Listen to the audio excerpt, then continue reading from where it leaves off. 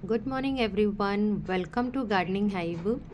Friends, हम gardeners जब भी नर्सरी से कोई भी प्लांट लेकर आते हैं तो एक बहुत बड़ी प्रॉब्लम ये फेस करनी पड़ती है, जो स्पेशली नए गार्डनर्स होते हैं, कि जब भी वो प्लांट लेकर आते हैं तो नर्सरी से वो बहुत अच्छा रहता है, बट लगाने के बाद प्लांट कुछ टाइम के बाद 15 दिन 1 महीने के बाद वो प्लांट ख़राब होने लगता है और सूख के बिल्कुल मतलब ख़राब ही हो जाता है। तो बहुत सी ऐसी पॉइंट्स होते हैं जिनको आपको देखना होता है जब भी आप नर्सरी से कोई भी पौधा लेकर आ रहे हैं।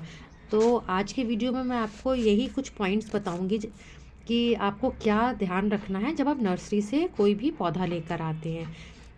तो फ्रेंड्स, सबसे पहले तो आपको एक चीज़ ये ध्यान रखनी है कि आप जब भी प्लांट कोई सेलेक्ट कर रहे हैं, ठीक है, तो उसमें ये देखिए, आप एक एक अपने आप से चेक कीजिए कि उसमें कोई पत्ता कोई ख़राब तो नहीं है, कोई डिजीज़ तो नहीं लग रही है। मतलब आप अच्छी तरीके से देखिए, जैसे मेरा ये प्लांट है, ये बिल्कुल ग्रीन लग रहा है ऊपर से नीचे तक।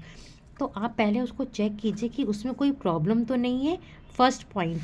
सेकंड पॉइंट क्या है कि आपको वो प्लांट लेना है जिसमें कलियां ज़्यादा हों। देखिए, ये मैं जितने भी अभी प्लांट लेकर आई हूँ, ये अलग अलग हैं, इनमें फूल नहीं खिले हुए हैं, सब में कलियां हैं। देखिए, है ना। ये देखिए, ये भी अभी मैं कल रात में लाई हूँ तो इतना खिला है, बट इसमें भी कलियां बहुत सारी हैं। देखिए, सब कलियां खिल रही हैं। सिर्फ जो कलर है वो देखने के लिए हमको पता लग जाता है कि उसमें एक दो किस तरीके के हैं, बट बाकी सारे में कलियां होती हैं। क्योंकि अगर आप फूलों वाला ज़्यादा ले आएंगे तो होगा क्या कि एक बार में वो फूल खिलेंगे और उसके बाद उसमें कलियां आने में बहुत टाइम लगता है, और उतनी देर में कई बार अगर आपने ठीक से नहीं लगाया है तो वो प्लांट ख़राब हो जाता है। तो आप कोशिश करिए कि ऐसा पेड़ लीजिए जिसमें आपको बस पता लग जाए कि कौन सा फ्लावर है, किस कलर का है, मगर उसमें कलियां बहुत ज़्यादा हों। तो इस बात का भी ध्यान रखिएगा। उसके बाद आपको ये ध्यान रखना है कि आपके घर में धूप आ रही है कि छाँव है। कई बार क्या होता है कि आपकी बालकनी में धूप आ रही है, लेकिन आप प्लांट वो लेकर आ रहे हैं जो शेड लविंग है, तो वो प्लांट नहीं चलेगा। इसी तरीके से अगर कोई शेड लविंग प्लांट है और उसको आपने धूप में रख दिया तो वो भी ख़राब हो जाएगा। तो आप पहले ये देख लीजिए कि आपकी बालकनी में धूप आती है या शेड रहता है। तो जिस भी तरीके का आपका बालकनी है, आप उसी तरीके के उसी अकॉर्डिंग अपने प्लांट सेलेक्ट कीजिएगा। नेक्स्ट पॉइंट ये होता है कि जब भी हम नर्सरी जाते हैं और सीजनल प्लांट लेने जाते हैं, तो उस टाइम पे क्या होता है, जो नर्सरी वाले होते हैं वो लोग जिस प्लांट्स का सीज़न जा चुका है उस प्लांट को सबसे आगे रखते हैं और आप लोगों को वो सस्ता बेचते हैं। जो चीज़ आपको सीज़न के में सपोज़ करिए 70-80 रुपए की मिलेगी, वो उस टाइम पे 30 या 40 रुपए की वो दे देंगे कि आप ले जाइए, बहुत अच्छा परमानेंट प्लांट है। जैसे कि देखिए, अपराजिता। अब मेरे पास इस समय ये इसमें 2 अपराजिता के प्लांट लगे हुए हैं।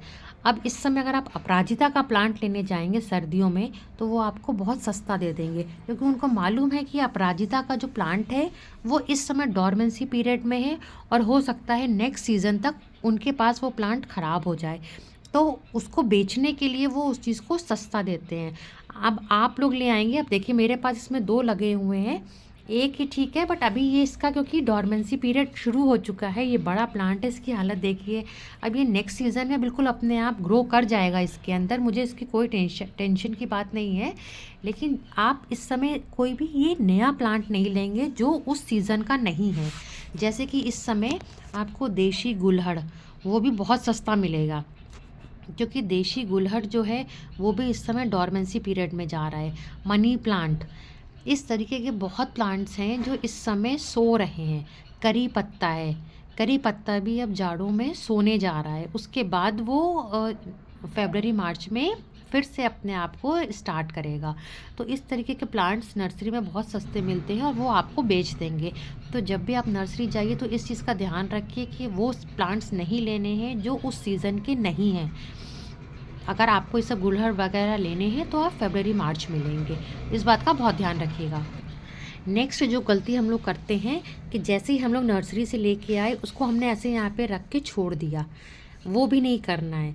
आपको क्या करना है, आते ही साथ सब में पानी देना है, क्योंकि देखिए नर्सरी की, ये देखिए जो भी नर्सरी वाले रखते हैं इसमें पानी देखिए ज़्यादा नहीं पड़ा, देखिए बिल्कुल सूखा हुआ है।